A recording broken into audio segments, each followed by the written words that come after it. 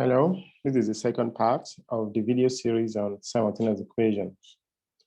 In this video, we are going to look at substitution method for solving simultaneous equation. In part one, we investigated elimination method, and I gave some tips on how you could solve any simultaneous equation by elimination.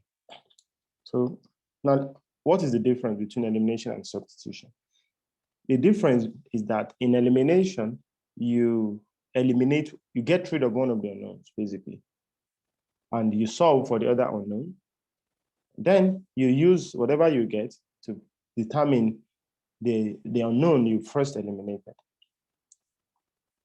In substitution, what you do is you determine which of the variables or the unknowns you want to make the subject of the formula. You make it the subject, then you substitute in one of the equations, then you substitute into the other equation, and you solve for the variables. Okay, so let's look at some examples here.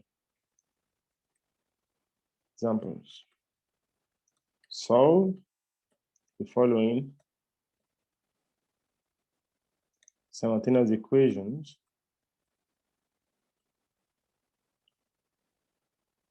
by substitution method. So we want to use substitution method to solve them. So you have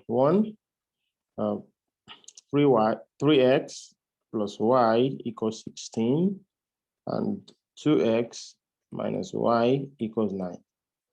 Then 2, you have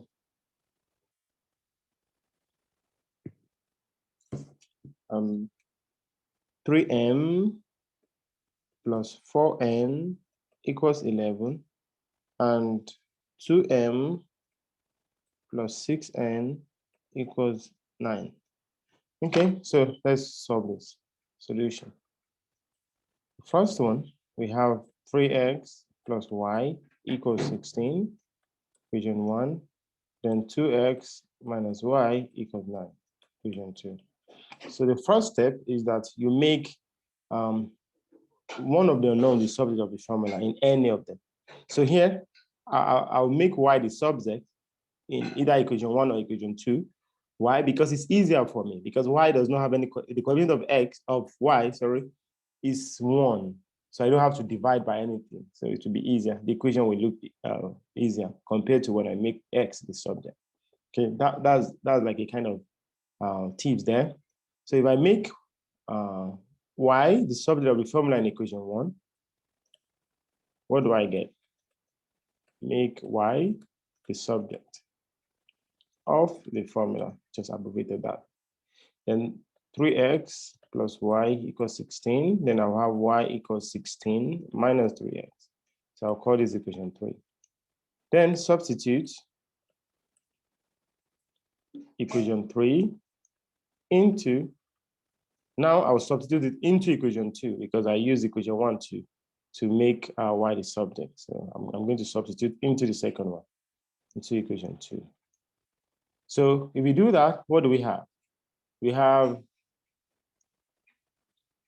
2x minus y equals 9. This is equation 2.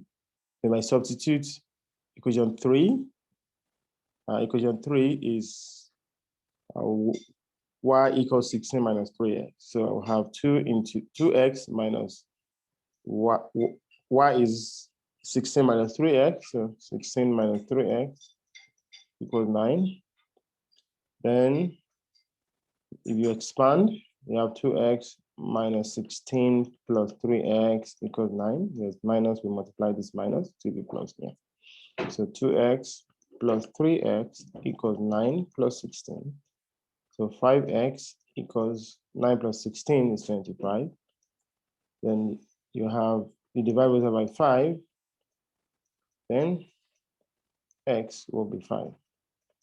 Now I know the value of x, so I need to substitute x into, preferably, equation 3. So substitute x equals 5 into equation 3. If you do that, you have y equals 16 minus 3x. So y will be 16 minus 3 into 5.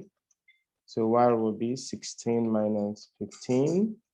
So y will be 1. So it means x equals 5 and y equals 1.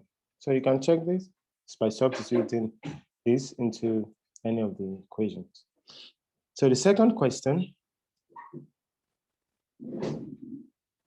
so let's look at the second question. The second question is 3m plus 4n equals 11.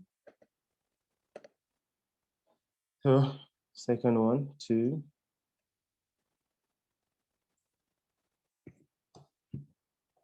3m plus 4n equals 11, and 2m plus 6n equals 9. So this is equation 1 and this is equation 2. Now here I want to make m the subject of the formula in equation 2. In equation 2, it depends. You can do whatever you want. You can make n the subject of the formula. You can make m the subject of the formula. You can use equation 1. You can use equation 2. It doesn't matter. So I've just decided to use equation 2. In equation 2, make m the subject of the formula. Okay, 3m.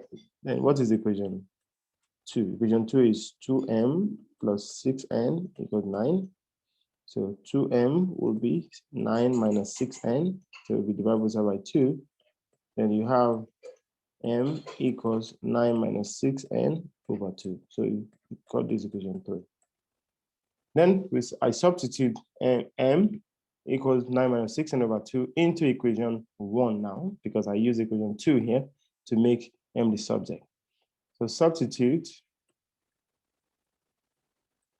equation 3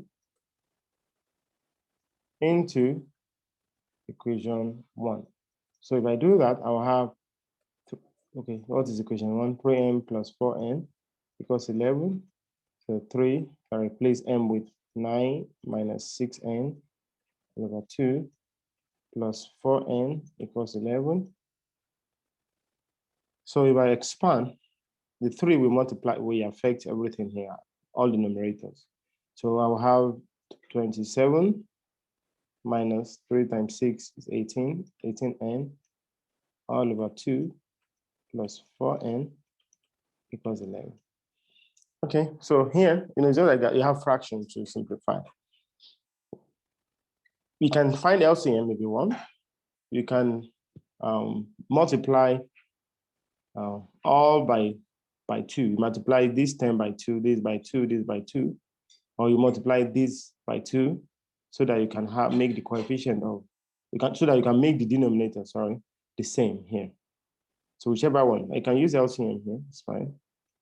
LCM is 2. How many 2 can you get in 2? 1. Then you have 27 minus 18n plus how many 1 can you get into that? 2 times that'll be 8n equals 11. So you have, okay, it's 27 minus 18n plus 8n over 2 equals 11. So if you combine this, you have 27 minus 10n over 2 equals 11. 27 minus 10n over 2 equals 11. 27 minus 10n over 2 equals 11. Okay, put over 1 here and you cross multiply. You have 27 minus 10n equals 22. Then minus 10n will be 22 minus 27. So we divide both sides by, so minus 10n will be 22 minus 27 should give you minus 5. Then divide both sides by minus 10 here. Then we cut that. N will be, this cancels, 1, 2. So n will be half. So n is half, so I need to get n. So substitute n equals half into equation 3. So what is equation 3? Equation 3 is 9 minus 6n over 2 equals n. So m equals 9 minus 6n over 2. 9 minus 6n over 2. So n will be 9 minus 6 into half over 2.